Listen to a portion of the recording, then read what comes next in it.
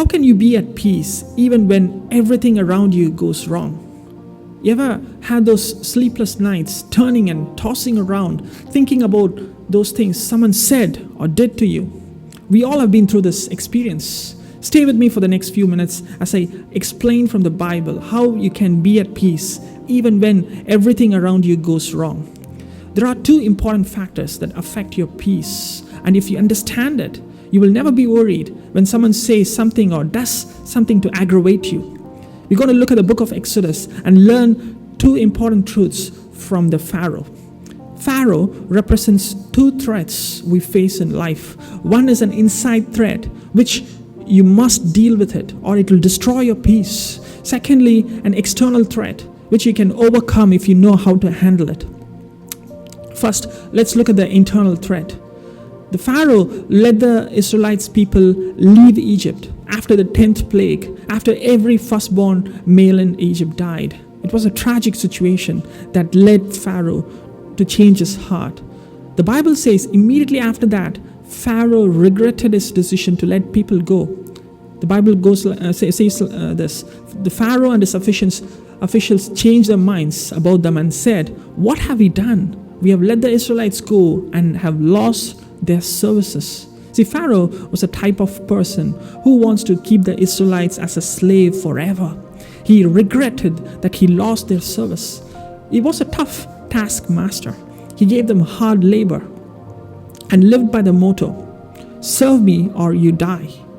Pharaoh represents idols we all have in life. Before you think I'm not an idol worshiper and it's not relevant and switch off this podcast, let me explain how every one of us is an idol worshiper. See, idols are any gods we serve in the place of one true God.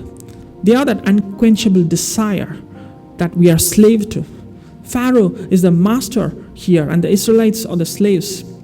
Pharaoh's attitude is, "Serve me or you die." And that's what an idol says, "Serve me or you die." An idol is when you turn a good thing to an ultimate thing. An idol wants you to serve its desires. You want to have it at any cost. I'm not talking about dangerous habits like drugs or lust, although they can be your idol. I'm talking about good things like your job or your ministry. These are good things, but when these good things become your ultimate thing, it becomes your idol. How do you know it? When something that is good in your life is in danger and someone threatens it, you become angry or feel sad. But when something that is ultimate in your life is in danger or someone threatens it, you're filled with rage and you become depressed. You can't sleep. You start thinking intrusively and you cannot do anything until that danger is removed. If your job is your ultimate thing and when someone threatens it, you get filled with rage and you become depressed. These are signs of some good things that has become your idols. The nature of these idols is this: they control you. You are the slave and it is the Pharaoh of your life. It pursues you and it won't let you go. It chases you and you don't have any control over the peace you have in life. You don't have any control over you at all. It says, "You serve me or you die." So how can you overcome this threat? Let me explain the second external threat first, as the medicine for both these threats are the same. The Pharaoh also represents the outside threat. It could be people plotting against you. Sometimes Satan uses people around you to tempt you to fall into temptation, like getting angry or by taking wrong decisions, bad decisions in your life and wrecking your career or your marriage. Just like Pharaoh chased the Israelites, Satan sometimes chases through people with bad intentions. If these things happen, it is normal to lose our peace and start worrying. But look at Moses, what he said to the Israelites. He said, "Do not be afraid, stand firm and you will see the deliverance the Lord will bring you today. The Egyptians you see today, you will never see again." Moses said, "Stand firm." How can you stand firm even when an army is marching against us? Is that even possible? Yes, it is possible. The answer is in the book of Psalms. Let's read Psalms 27. David wrote, "When the wicked advance against me to devour me, it is my enemies and my foes who will stumble and fall. Though an army besiege me, my heart will not fear. Though war break out against me, even then I will be confident. One thing I ask from the Lord, this only do I seek, that I may dwell in the house of the Lord all the days of my life. What is David saying? I don't care if an army chases me. I will not fear. Do you know why? David is focused on something bigger and beautiful. He said in verse 4, one thing I ask from the Lord. One thing I seek, that I may dwell in the house of the Lord all the days of my life. See, David is focused on God, and he wants to dwell in God's temple all the days of his life.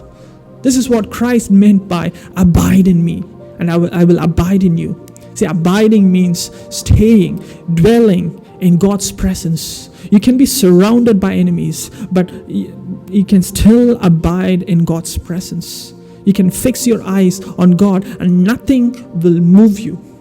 We need to set our mind on Christ. The Bible says you will keep him in perfect peace, whose mind is stayed on you.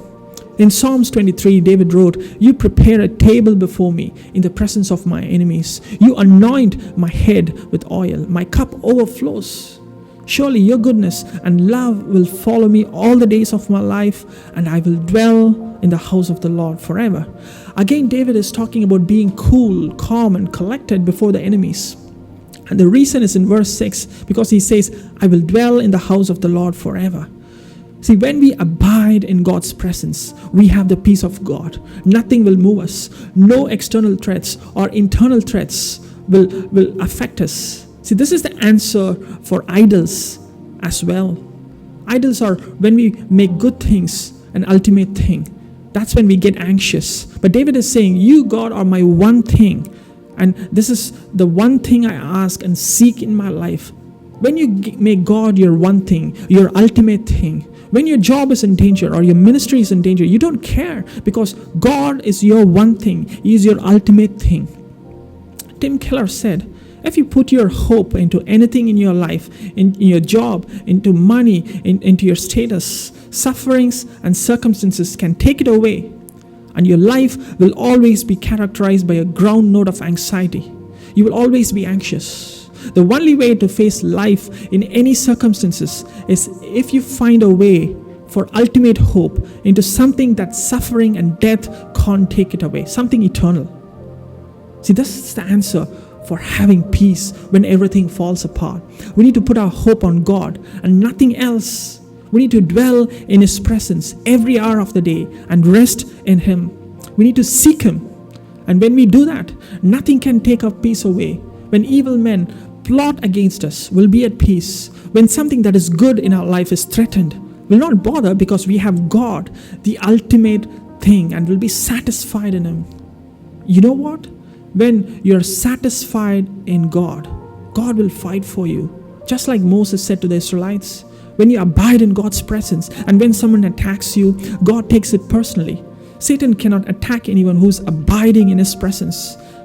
God's peace will guard you day and night, and God will give that perfect peace to guard our hearts because our mind is set on Him. I hope that's an encouragement for you. Thanks for watching, and God bless.